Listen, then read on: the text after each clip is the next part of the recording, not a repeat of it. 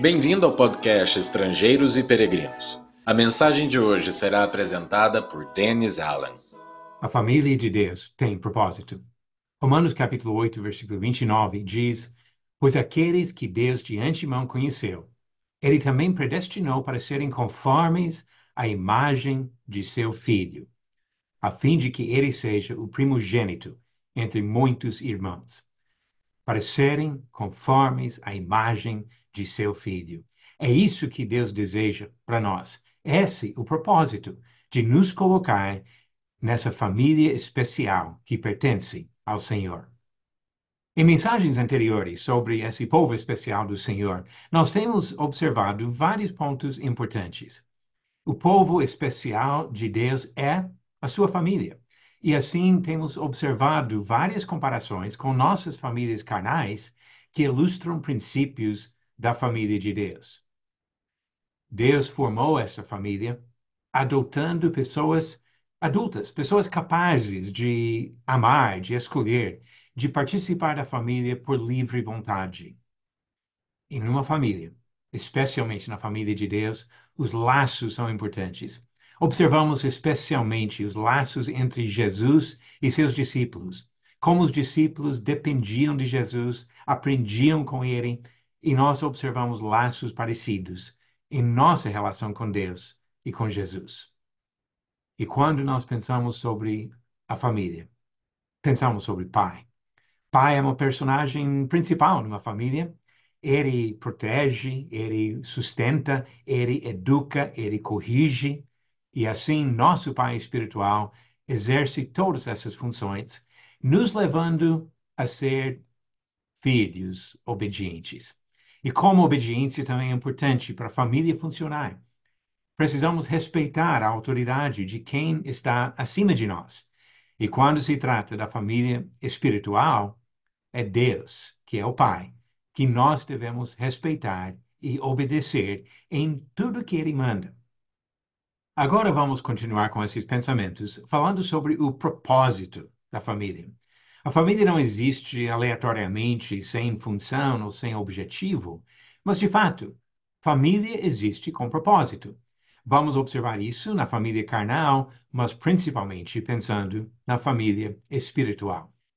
Exemplos de propósitos nas famílias carnais são fáceis.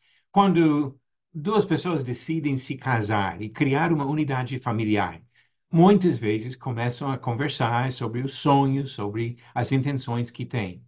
Pode ser que querem ajudar um ao outro a ser bem-sucedido profissionalmente, como também conquistar posses, adquirir algum patrimônio ao longo da vida. Muitos casais pensam em ter filhos e de ter um lar feliz, o sonho, talvez, no início de cada relação. E quando pensamos no contexto espiritual, de famílias cristãs, deve entrar nesse planejamento a promoção do progresso espiritual do próprio casal e também, se tiver filhos, dos filhos que vão criar. E mais um exemplo de propósito é de trabalhar juntos para servir. Pensamos na família como uma equipe para servir. Servir ao Senhor, servir aos irmãos em Cristo, servir aos vizinhos, parentes, até pessoas desconhecidas. Nós fomos criados para servir. E quando nós nos juntamos a outras pessoas nessa unidade familiar, serviço deve ser um propósito principal. Ainda pensando sobre nossas famílias carnais, nas próprias Escrituras encontramos bons propósitos, objetivos que devemos almejar em nossas famílias. Quando nós nos casamos, pensamos no objetivo definido por Deus bem no começo, em Gênesis capítulo 2, a necessidade de uma companheira, alguém para participar do trabalho desta vida. Capítulo 2, versículo 18 de Gênesis diz: Disse mais o Senhor Deus: Não é bom que o homem esteja só. Far-lhe-ei uma auxiliadora que lhe seja idônea. E como nós encontramos isso na bênção do casamento, de compartilhar a vida com a outra pessoa. Também nós pensamos na responsabilidade do homem, de promover o bem espiritual da esposa.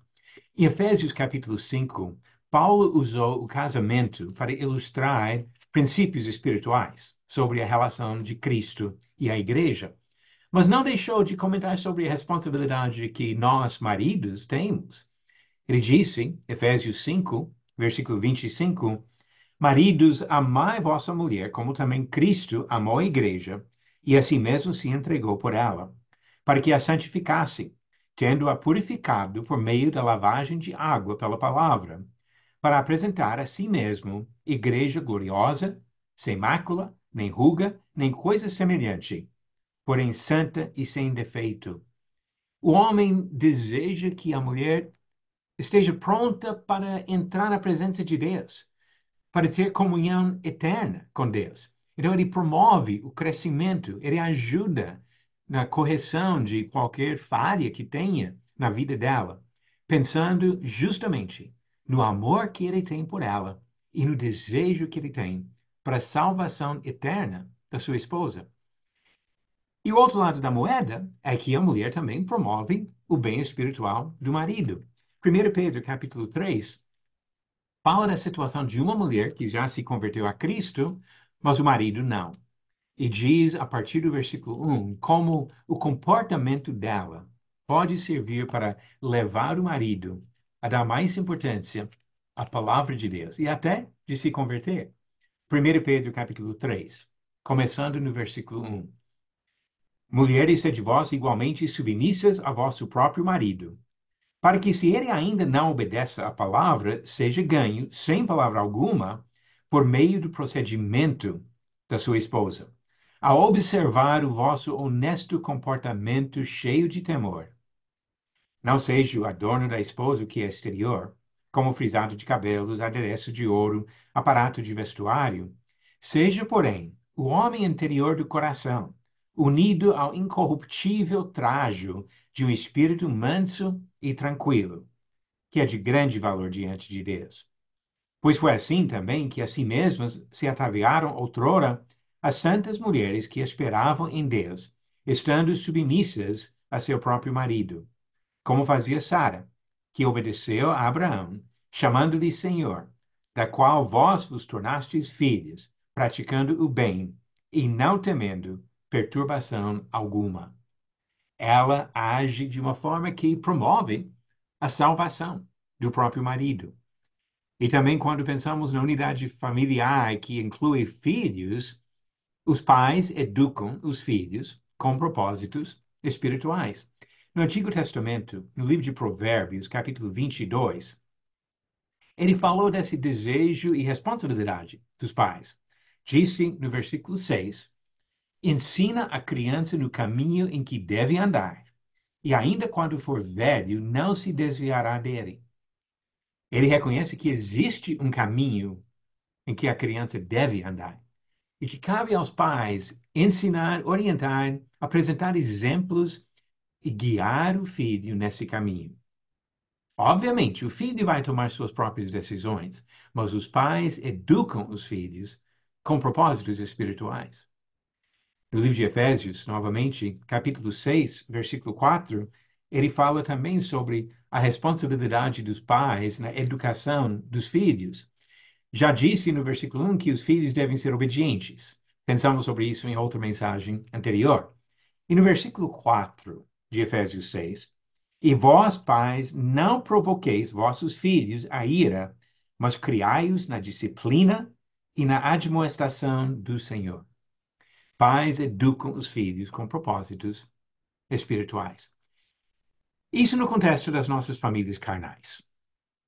Agora, vamos pensar sobre a família espiritual e o propósito de Deus nesta família. Como já temos lido, Romanos 8, versículo 29, fala desse propósito para serem conformes à imagem de seu Filho. Jesus é o exemplo perfeito e a vontade de Deus é que todos nós nos tornemos conformes à imagem de Jesus. Que nós demonstremos em nossas vidas os atributos de Jesus Cristo, o Filho unigênito do Pai. Mas o que é necessário para alcançar esse objetivo? Para assumir essas qualidades que encontramos no Filho? Vamos observar quatro palavras, quatro etapas ou aspectos desse progresso espiritual para sermos feitos conformes à imagem de Jesus Cristo.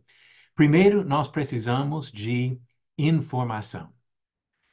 Para imitar Jesus, para ser feito conforme a imagem de Jesus, precisamos conhecer Jesus. E quando conhecemos, isso nos leva à adoração, a honrar aquele que é o exemplo perfeito para nós. Nós imitamos o exemplo dele, mas mais ainda, chegamos ao ponto, na maturidade espiritual, de absorver o caráter dele, a encarnação dos atributos de Jesus em nossa própria vida. Agora vamos pensar um pouco melhor em cada uma dessas palavras: informação, adoração, imitação e encarnação. Começando com informação. Precisamos entender quem é o Filho. Paulo falou que era tão importante que ele abriu mão de qualquer outra coisa para conhecer Cristo.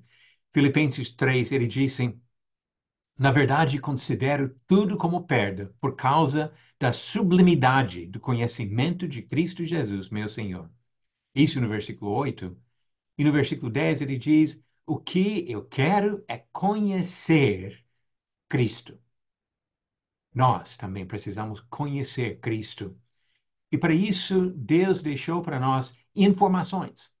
Ele usou Lucas e outros como instrumentos para nos apresentar esta imagem de Cristo. Lucas disse, quando começou o livro de Atos, escrevi o primeiro livro, ó Teófilo, relatando todas as coisas que Jesus começou a fazer e a ensinar. Por meio desses relatos, nós podemos conhecer Jesus. E Deus também nos ajuda com outros servos para nos conduzir nessa busca. Além de Lucas escrevendo 2 livros do Novo Testamento, tem 25 outros livros falando sobre Jesus. E nesses livros encontramos apóstolos e profetas comunicando a mensagem de Jesus, como também hoje nós temos ainda evangelistas e pastores e mestres para nos ajudar a compreender a vontade de Deus.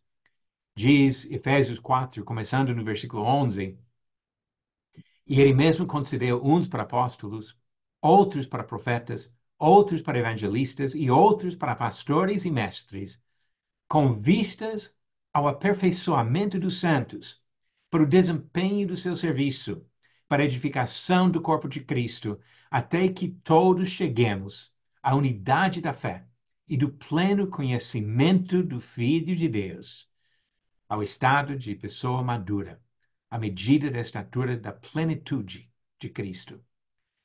Por meio desses servos, nós chegamos ao conhecimento de Jesus Cristo.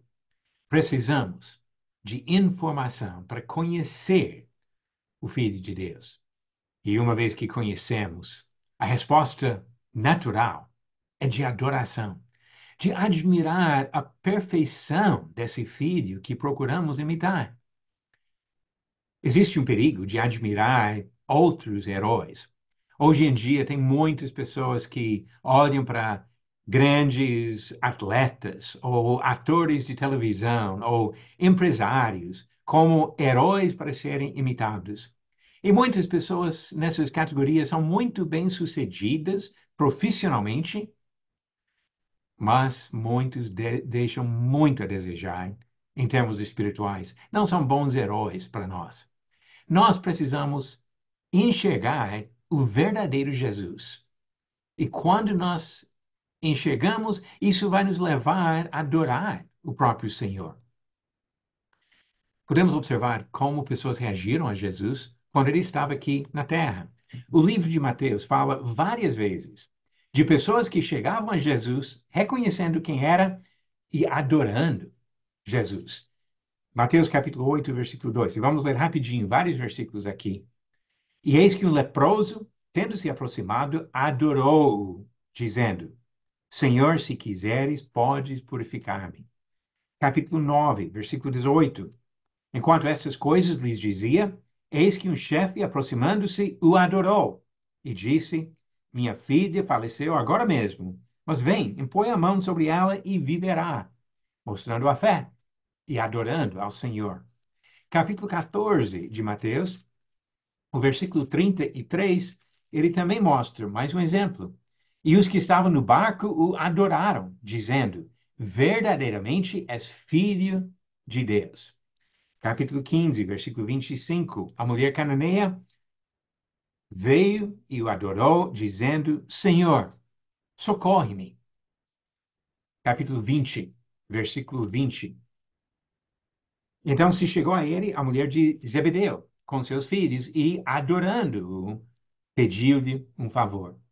E no capítulo 28, depois da ressurreição de Jesus, no versículo 9, diz: E eis que Jesus veio ao encontro delas e disse: Salve!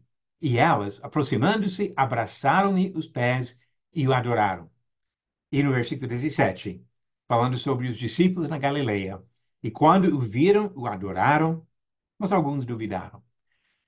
Agora, essa reação de adoração é uma reação natural diante da grandeza de Jesus. Outro exemplo, Saulo de Tarso, que conhecemos melhor como o apóstolo Paulo, relatou anos depois o que aconteceu quando ele conheceu Jesus no caminho para Damasco. E ele disse em Atos 26, versículos 13 e 14: Ao meio-dia, ó rei, indo eu caminho fora, vi uma luz no céu, mais resplandecente que o sol, que brilhou ao redor de mim e dos que iam comigo. E caindo todos nós por terra, ouvi uma voz que me falava em língua hebraica: Saulo, Saulo, por que me persegues? Dura coisa é recalcitrares contra os aguilhões. Caindo todos nós por terra, ele diz. Adoraram Jesus, reconheciam a grandeza de Jesus que apareceu para eles. E mais um exemplo no último livro da Bíblia, Apocalipse capítulo 1. Jesus apareceu para o apóstolo João, agora idoso, e no versículo 17, João disse: Quando o vi, caí a seus pés como morto. Porém, ele pôs sobre mim a mão direita, dizendo: Não temas, eu sou o primeiro e o último. Caiu, adorando o próprio Senhor Jesus. Nós não temos esses encontros pessoais com Jesus. Jesus não está andando aqui na terra, no nosso meio. Porém, nós temos a revelação dele com muita clareza nas Escrituras para nos levar à mesma atitude de admirar a glória de Jesus.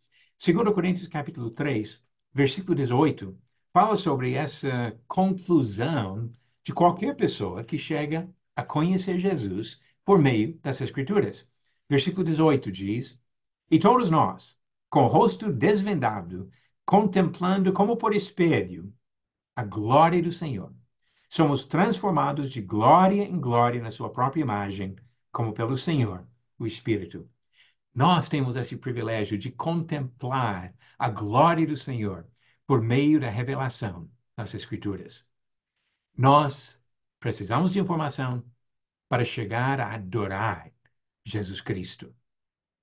E a terceira parte desse processo é imitação de Jesus. Pense um pouquinho sobre a diferença entre o Antigo e o Novo Testamento. O Antigo Testamento apresenta muitas instruções importantes para o povo do Senhor. Mas no Antigo Testamento são palavras. Palavras ouvidas do céu, como no Monte Sinai, e os profetas ouvindo a voz do Senhor. Palavras escritas por Moisés e outros para o povo seguir, mas palavras. É mais ou menos como nós aprendemos algumas coisas na escola. Lê um livro que explica alguma coisa, ou um professor fala palavras. Mas nós sabemos que para aprender algumas coisas precisamos de mais do que só explicações em palavras. Precisamos que alguém nos mostre o que é necessário. Porque nós não aprendemos somente de instruções verbais. Quando alguém quer tirar a carteira de habilitação, pode ler livros que explicam toda a função dos pedais e outros controles do carro.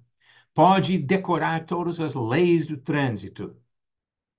Mas se não pegar no volante com experiência prática. Não vai aprender a dirigir o carro. Precisa de mais do que a teoria de livros. A mesma coisa quando aprendemos a matemática. Podemos estudar regras, teoremas, etc., mas é quando o professor mostra na lousa como fazer certos cálculos que cai a ficha e nós começamos a compreender.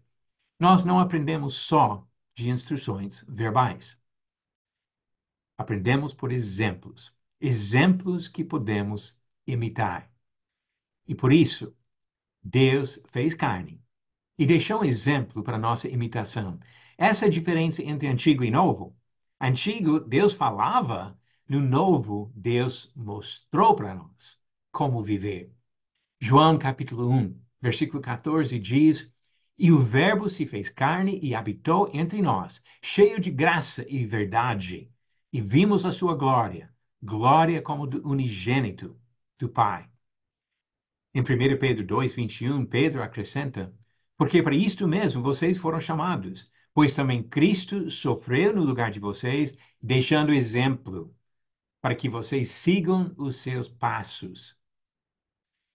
Em 1 João 2, versículos 5 e 6. Nisto sabemos que estamos nele. Quem diz que permanece nele, esse deve também andar assim como ele andou. O exemplo de Jesus é para imitar. Precisamos de informação, de adoração, de imitação, mas tem mais uma coisa. A maturidade espiritual nos leva também à encarnação, deixando que Jesus viva em nós.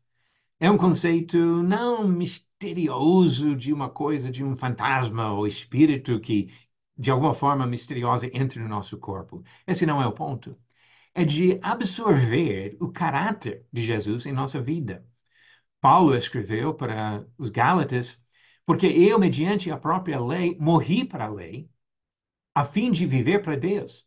Estou crucificado com Cristo. Logo, já não sou eu quem vive, mas Cristo vive em mim.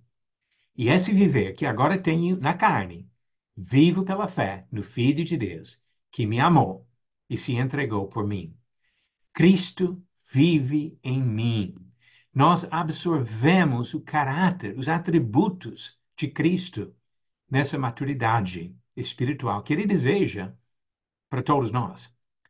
Efésios 3, versículo 17, Paulo orou por outros cristãos pela fé que Cristo habite no coração de vocês. Assim, absorvendo o caráter de Cristo em nossa vida. E isso vai, além de só imitar o que ele faz, chega ao ponto de pensar como ele pensa. Olha o que Paulo disse em Filipenses 2. Tenham entre vocês o mesmo modo de pensar de Cristo Jesus.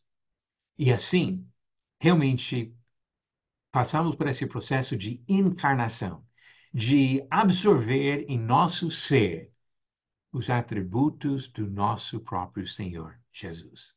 E assim, o propósito da família de Deus é realizado. Podemos observar isso no que diz aqui em Filipenses 3, na ideia de aperfeiçoamento, quando Paulo diz: Não que eu já tenha recebido isso ou já tenha obtido a perfeição, mas prossigo para conquistar aquilo para o que também fui conquistado por Cristo Jesus. E como ele continua dizendo lá para os Coríntios, eu já li esse versículo, mas vamos ler de novo. 2 Coríntios 3, versículo 18. E todos nós, com o rosto descoberto, contemplando a glória do Senhor, somos transformados de glória em glória na sua própria imagem, como pelo Senhor, que é o Espírito. E mais uma leitura de Filipenses 3. Versículos 20 e 21, Paulo disse: Pois a nossa pátria está nos céus, de onde também aguardamos o Salvador, o Senhor Jesus Cristo, o qual transformará o nosso corpo de humilhação, para ser igual ao corpo da sua glória, segundo a eficácia do poder que ele tem, de até subordinar a si todas as coisas. A família de Deus tem propósito. E o propósito a ser realizado em você, na sua vida e na minha vida, é de passar por um processo de conhecer, de adorar, de imitar e de absorver o caráter de Cristo em nossa própria vida. Quando fazemos isso, certamente estaremos caminhando para a eternidade, na presença do nosso Senhor Jesus Cristo. Obrigado por nos acompanhar nessa jornada pelas Escrituras. Volte amanhã para ouvir mais uma mensagem do podcast Estrangeiros e Peregrinos.